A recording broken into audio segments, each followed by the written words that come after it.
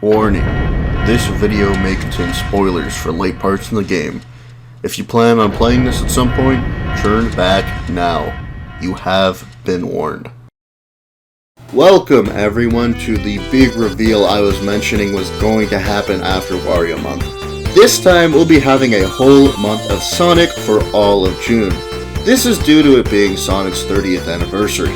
I'll admit up front that before I did this month, I didn't really like a lot of the classic titles, and some of the sentiment comes up in the videos because I did those games before I got to these.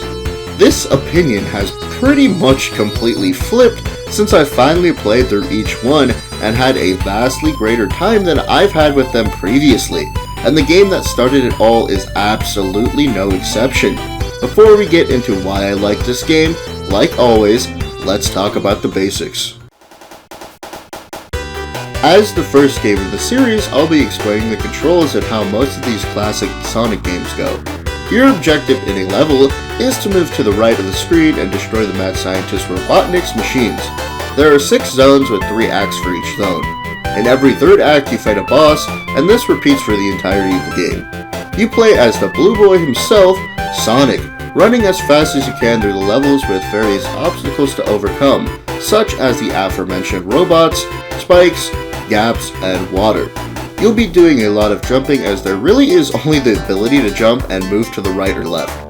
The basis of starting any level is to find rings, which is essentially a type of health bar with the maximum amount of life being 3 if you also have a shield. I'll put it this way, get hit with a shield and your last line of defense will be rings. Getting hit with rings will make you lose all of them and you'll be looking at a lost life if you get hit another time without them. Various things will help you throughout these zones, such as the shield I mentioned, which can be found in item monitors, along with extra rings and invincibility. A staple in the series is the special zones, which are activated in different ways throughout the many games.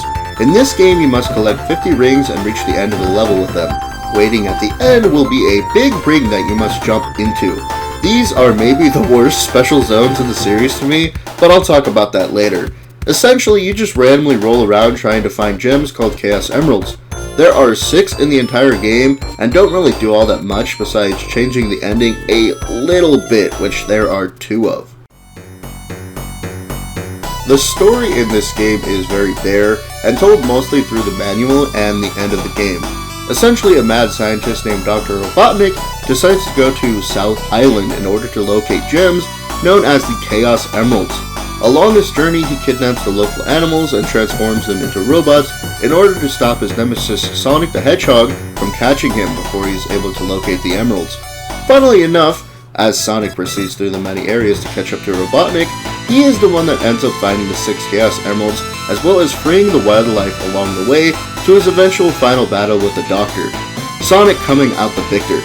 The true ending shows Sonic running along with the animals he saved, while the Chaos Emeralds spread extra life throughout South Island. The bad ending just has no extra life being spread.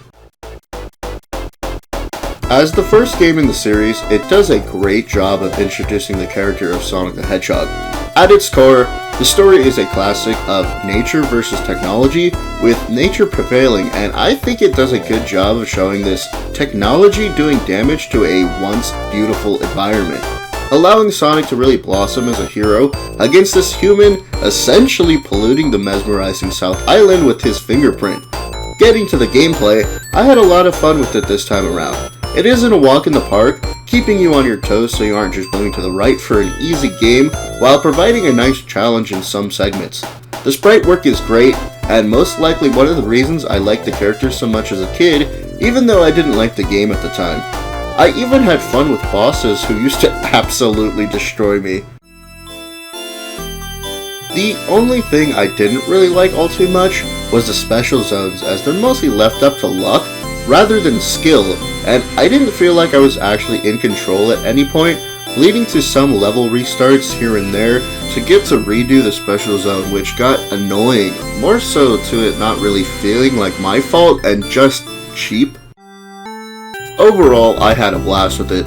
I didn't take it all too seriously, as I think that was a lot of my problem when I first started playing through the games, as I just wanted to rush through them, and now that I'm actually giving them a bit more time and playing a little smarter, I started to enjoy it more. I know this and some of the other reviews are going to be on the shorter side this time around, but I think the History of Sonic video coming up is going to make up for that a lot, and I'm hoping you enjoyed that as much as I enjoyed learning about one of my favorite characters in gaming. Hope you enjoyed, and see you next video.